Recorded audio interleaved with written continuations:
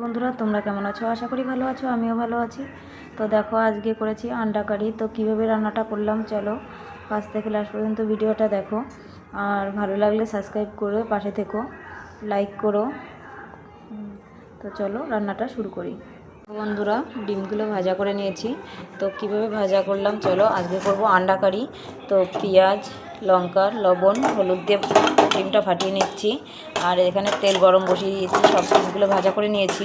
তো তেলের মধ্যে এখন ডিমটা দিয়ে দেবো। এইভাবে সব ডিমগুলো আমি ভাজা করে নিয়েছি।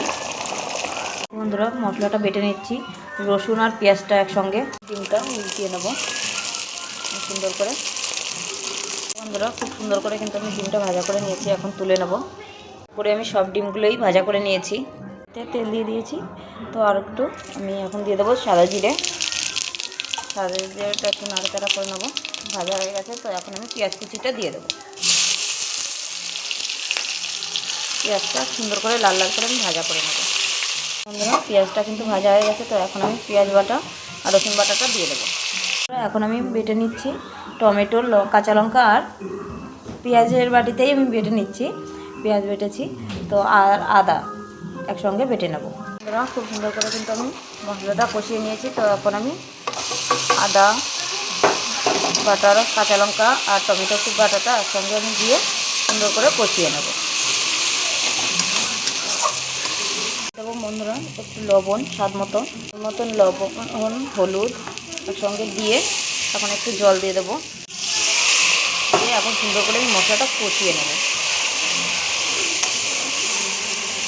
বন্ধুরা মশলাটা কিন্তু খুব সুন্দর করে আমি কষিয়ে নিয়েছি। তো তেল ছেড়ে দিয়েছে মশলা থেকে, এখন আমি জল দিয়ে দেবো।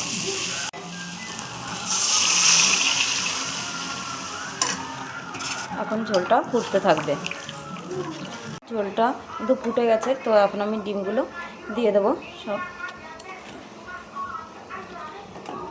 ঝোলটা ফুটতে থাকবে।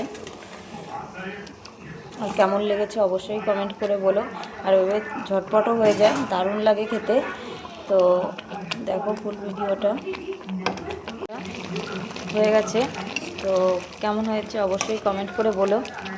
ভালো লাগলে সাবস্ক্রাইব করে পাশে থেকো। তো এখন নামিয়ে দেবো আমি গরম মশলাটা দিয়ে। তো এখন গরম মশলাটা দিয়ে দেবো, এখন নামিয়ে দেবো।